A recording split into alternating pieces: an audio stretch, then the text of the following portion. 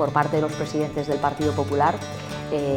Las propuestas siempre son sensatas y además son acordes con aquello que el año anterior contó con el propio apoyo de Vox y que permite que esas comunidades autónomas estén bajando impuestos, estén haciendo que se cree más empleo, están atrayendo inversiones en sus territorios, están eliminando burocracia, en definitiva, están promoviendo ese cambio que los ciudadanos votaron, con lo cual razones no hay, salvo que tú no quieras colaborar en ese impulso de transformación en el que esas comunidades autónomas están.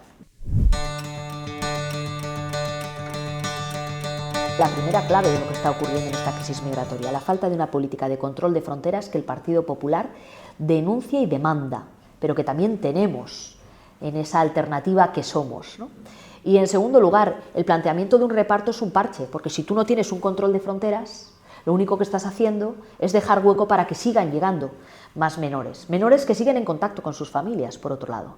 Y el interés superior del menor, sin duda alguna, es el interés de estar con sus familias, no el salir de sus casas de manos de las mafias para que se jueguen la vida e incluso muchos la pierdan llegando a nuestras costas. En lo que tiene que ver con el reparto, en primer lugar, es que la situación que viven muchas comunidades autónomas en estos momentos en la península o en otros archipiélagos es similar a la que hoy tiene Canarias o puede tener Ceuta. Y eso también hay que tenerlo en cuenta. Y sin duda alguna, eso es por lo que muchas comunidades autónomas alzan la voz.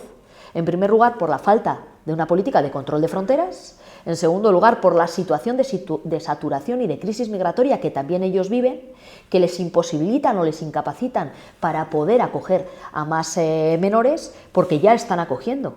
No solo llegan por la vía de Canarias y de Ceuta, llegan de otras muchas maneras, llegan a través de Baleares, llegan a través de las costas de Andalucía, llegan a través de las costas de Murcia o de la Comunidad Valenciana, llegan a través del aeropuerto de Barajas, están llegando muchos a través de decir primero que son adultos para llegar hasta la península y luego ser menores, es decir, que hay muchas circunstancias que llegan a que la situación de saturación se viva también en otras comunidades autónomas que alzan la voz y dicen nosotros no podemos más. Pero hay además otro factor que también denunciamos y es la insolidaridad. ¿Por qué cuando se está planteando una política de reparto sin control de fronteras, en ese reparto se está estableciendo la exclusión de comunidades autónomas que exigen que a sus territorios no llegue absolutamente nadie? Y eso también hay que denunciarlo. Los partidos independentistas, tanto catalanes como vascos, han dicho sí al reparto, pero no en nuestros territorios. Luego tenemos una de las claves y es que lo que se está planteando es una política absolutamente insolidaria y sobre todo con un criterio político de exclusión de comunidades autónomas en vez de una política de Estado. Y esto hay que denunciarlo, no se puede funcionar y no se puede gobernar de esta manera España como se está haciendo no solo con la inmigración sino con otros asuntos.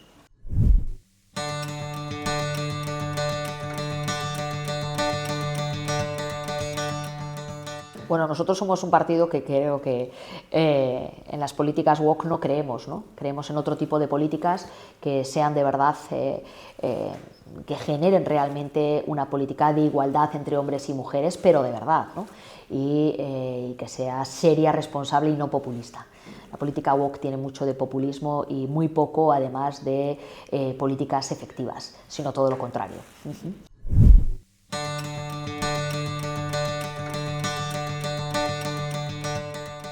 Lo primero que denota todo esto es que esta frase que dijo Pedro Sánchez de no se puede gobernar sin el poder legislativo es absolutamente falso.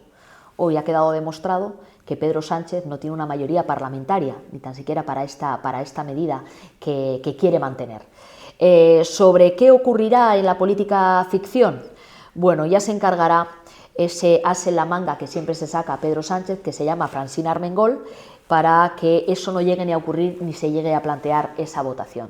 Del mismo modo que hay paralizadas casi una veintena de leyes que el Partido Popular ha aprobado y que contarían con una mayoría parlamentaria en el Congreso, se mantienen congeladas, paralizadas para que no se lleguen a materializar, pues ya buscarán una manera de que ese debate no se llegue ni a producir, y si no, al tiempo. Pero nuestra posición es muy clara, y es tan clara como lo siguiente: si esta subida del salario mínimo responde a garantizar un poder adquisitivo como consecuencia de una inflación que está disparada a aquellos que cobran el salario mínimo, lo que no puede ocurrir es que Hacienda se vaya a quedar la mitad.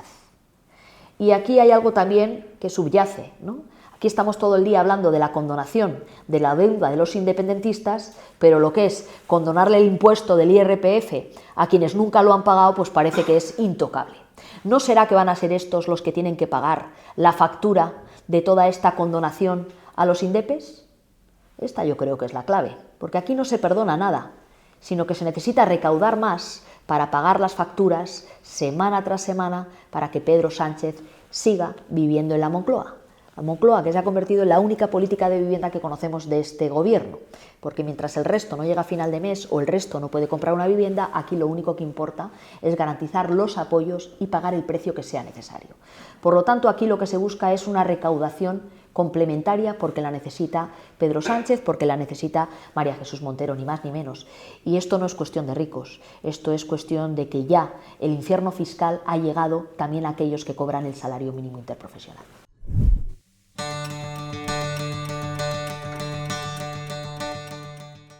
A ver, mire, yo creo que lo importante es en lo que estamos y en lo que puede afectar a los intereses de España y de los españoles la política que despliegue el gobierno de Estados Unidos. Y para eso hay que entender que lo que hay que hacer es tener primero una diplomacia y actuar con una inteligencia en la diplomacia, cosa que Pedro Sánchez no está haciendo. Pensar que tú puedes tapar tus problemas internos, los problemas de la política interna en tu país, que te acorralan a base de atacar a un elemento externo que encima puede generar un perjuicio a tu país, es un gravísimo error y una gran irresponsabilidad.